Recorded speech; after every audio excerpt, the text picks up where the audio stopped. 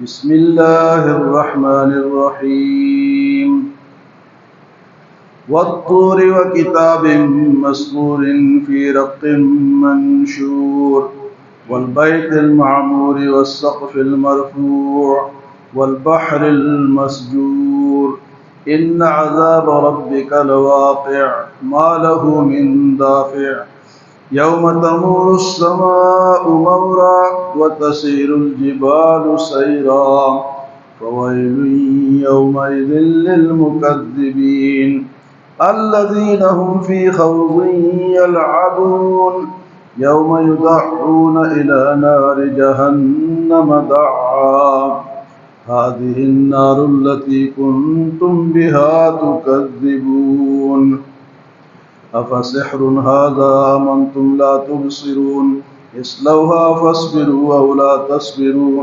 سواء عليكم إنما تجزون ما كنتم تعملون۔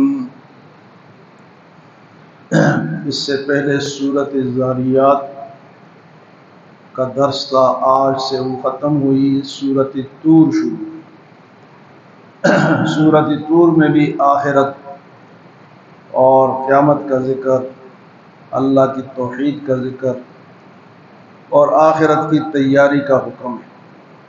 اللہ پاک فرماتے والطور، قسم ہے کوہ طور کی، وکتاب مسطور، اور لکھی ہوئی کتاب، فی رق منشور، جو کہ کشادہ ورقوں میں لکھی ہوئی ہے، والبیت المعمور، اور آباد گھر کی قسم، والسقف المرفوع، اور بلند چھت کی قسم، والبحر المسجور، اور چلتے ہوئے دریا کی قسم، ان عذاب ربک لواقع، بے شک تیرے رب کا عذاب واقع ہونے والا ہے۔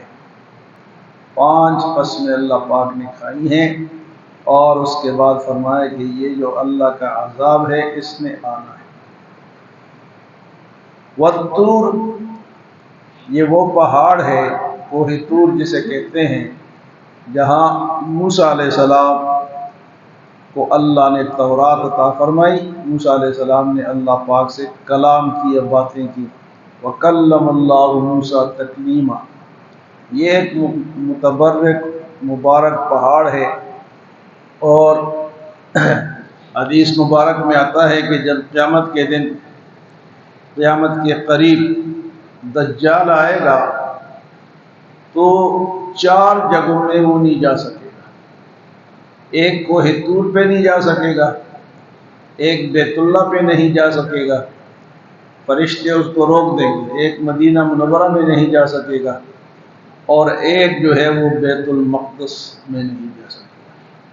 یہ 4 جو جگہیں ہیں دجال سے یہ محفوظ رہیں گی۔ وہ لوگ خوش قسمت ہوں گے جو اس وقت ان جگہوں پر ہوں گے۔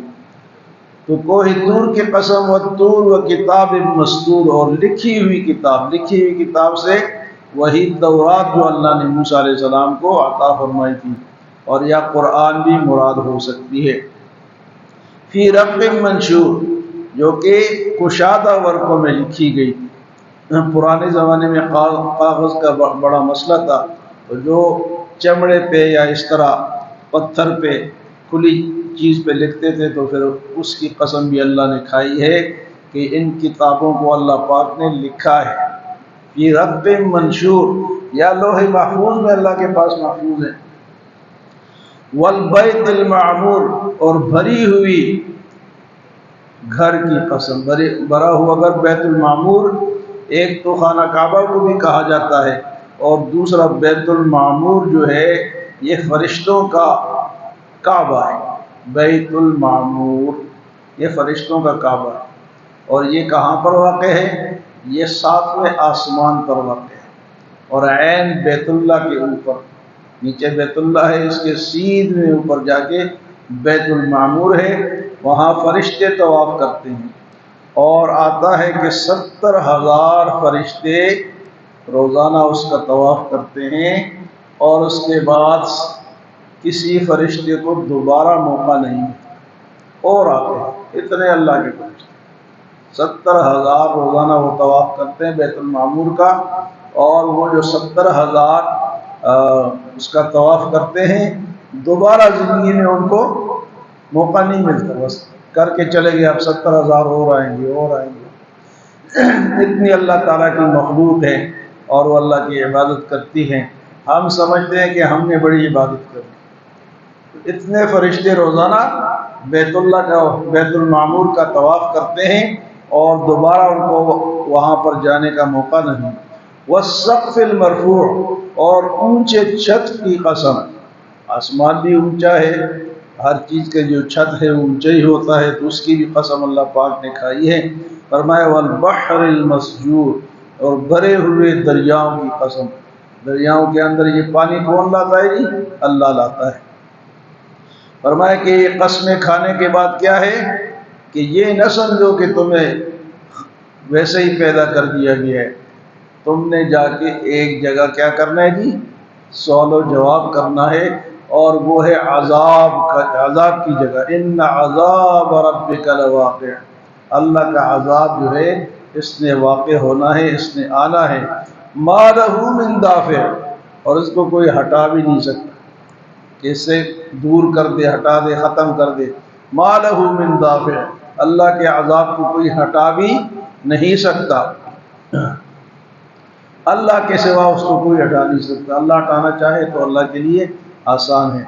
فرمایا یوم تمور السماء مورا، جس دن تم دیکھو گے پہاڑ کپ کپا رہے ہیں، پہاڑوں کا کپ کپانا یا پہاڑ چل رہے ہیں، وتسیر الجبال سیرا، اور پہاڑوں کو چلتا ہوا دیکھیں گے۔ ہاں جی القارعۃ ما القارعۃ وما ادراک ما القارعۃ یوم یکون الناس کالفراش المبثوث وتکون الجبال کالعہن المنفوش۔ اس میں بھی پہاڑوں کے ریزہ ریزہ ہونے کا ذکر ہے، اور یہاں بھی اللہ پاک فرماتے وہ تسیر الجبال سیرا، قیامت کے قریب پہاڑ چلتے ہوئے نظر آئیں گے۔ فرمایا پھر کیا ہوگا؟ وویل للمکذبین، فویل یومئذ للمکذبین، اس دن جھٹلانے والوں کے لیے ہلاکت، جو اللہ کی باتوں کو جھٹلاتے ہیں، اللہ کی باتیں رسول لے کر آتے ہیں اور ایمان والے اس کو مانتے ہیں، اور جو ایمان نہیں لاتے وہ اس کو نہیں مانتے۔ تو فرمایا کہ اتنے قسموں کے بعد فرمایا اللہ کا عذاب آئے گا، اس کو کوئی دور نہیں کر سکتا، اور فرمایا فویل یومئذ للمکذبین، اس دن جھٹلانے والوں کے لیے کیا ہوگا جی؟ ہلاکت ہوگی۔ الذین هم فی خوض یلعبون، وہ جھٹلانے والے لوگ کون ہیں؟ وہ جو دنیا میں کھیل کود میں مصروف ہیں، کوئی عبادت نہیں کرتے، کوئی ایمان نہیں لاتے، کوئی روزہ نہیں رکھتے، کوئی نماز نہیں پڑھتے، کھیلتے رہتے، ہر جگہ کھیل ہی تھے۔ دنیا ویسے بھی کھیل تماشا ہے، لیکن لوگوں نے واقعتاً اس کو کھیل تماشا ہی بنا رکھا ہے۔ کوئی کس چیز میں کھیل رہا ہے، کوئی کھانے پینے میں کے ساتھ کھیل رہا ہے، کوئی جناب پہننے سے اور اپنے آپ کو سنوارنے سے کھیل رہا ہے، اور کوئی کس کاروبار سے کھیل رہا ہے، کوئی پیسوں سے کھیل رہا ہے۔ فرمایا کہ ایسے لوگوں کے لیے پھر کیا ہوگا؟ جھٹلانے والوں کے لیے ہلاکت ہے، اور وہ جھٹلانے والے کون ہیں؟ الذین هم فی خوض یلعبون، وہ جو دنیا میں کھیلتے کودتے ہیں۔ یوم یدعون الی نار جہنم دعا، جس دن کو دھکیلا جائے گا جہنم کے طرف دھکیلنا، پکڑ کے فرشتے اس کو جہنم کی طرف لے کر جائیں گے، اور پھر ان سے کہا جائے گا هذه النار التي كنتم بها تكذبون، یہ ہے وہ آگ جس کو تم جھٹلاتے تھے، جس کا تم مذاق اڑاتے تھے، دوزخ۔ مجھے دوزخ میں گرمی نہیں لگے گی، مجھے جہنم میں گرمی نہیں، استغفر اللہ، ایسے ایسے لوگ بھی دنیا میں موجود ہیں کہ مجھے جہنم کچھ نہیں کرے گی۔ اللہ فرمائیں گے یوم یدعون الی نار جہنم دعا، ان کو پکڑ کر کے دھکیل کر جہنم میں ڈال دیا جائے گا۔ هذه النار التي كنتم بها تكذبون، اور ان سے کہا جائے گا کہ یہ ہے وہ آگ جس کو تم جھٹلاتے تھے، افسحر ھذا ام انتم لا تبصرون، کیا یہ جادو ہے یا تمہیں نظر آ رہا ہے؟ اس طرح کہتے ہیں نا کہ پیغمبر جادو کرتا ہے، جادوگر ہے، یا یہ جادو کا کھیل ہے، تو فرمایا کہ یہ جادو نہیں ہے، یہ حقیقت ہے۔ قیامت کے دن اللہ پاک فرمائیں گے افسحر ھذا، کیا یہ جادو ہے، ام انتم لا تبصرون، یا یہ حقیقت میں تم اس کو دیکھ رہے ہو۔ اصلوھا، ڈال دو ان کو اس میں۔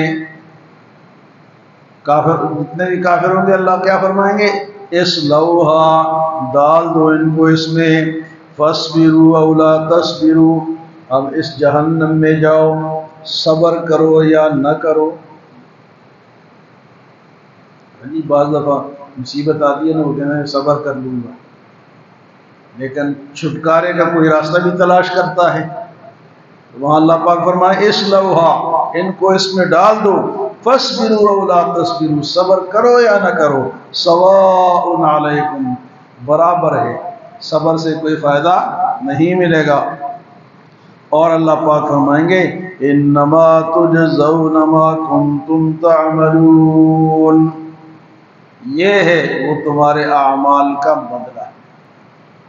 تو ایمان بڑی دولت ہے میرے بھائیو، اور ایمان بھی اس طرح لانا جس طرح اسلام اور اللہ کے رسول چاہتے ہیں۔ خود ساختہ ایمان نہیں کہ اس کو بھی مانو، اس کو بھی مانو، اس کو بھی مانو، کفر کو بھی اسلام سمجھو، غلط باتوں کو بھی اسلام سمجھو۔ عقیدہ سیدھا ہوگا تو قبول ہوگا۔ تو فرمایا کہ انما تجزون ما کنتم تعملون، یہ ہے وہ تمہارے اعمال کا بدلہ۔ تو اعمال کون سے قبول ہوں گے؟ جی میں نے آپ کو کئی دفعہ یہ بات بتائی ہے کہ 3 شرطیں ہیں۔ ایک تو ایمان ہو، ایمان ہو تو عمل قبول ہوگا، ایمان نہیں ہے تو اللہ فرماتے کہ صبر کرو یا نہ کرو، تم نے ادھر ہی رہنا ہے، صبر کرو یا نہ کرو، رہنا ہے جہنم میں ہی ہے۔ پھر اللہ یہ کس کو سمجھا رہا ہے؟ انسانوں کو سمجھا رہا ہے، کسی اور کو تو نہیں سمجھا رہا۔ فرمایا کہ اعمال کے لیے 3 شرطیں ہیں قبولیت کے لیے۔ ایک تو وہ عمل کیا ہو، اس کے لیے ایمان ہو، مسلمان ہو، کافر کا کوئی عمل قبول نہیں ہے۔ دوسری شرط یہ ہے کہ وہ عمل اس میں اخلاص ہو۔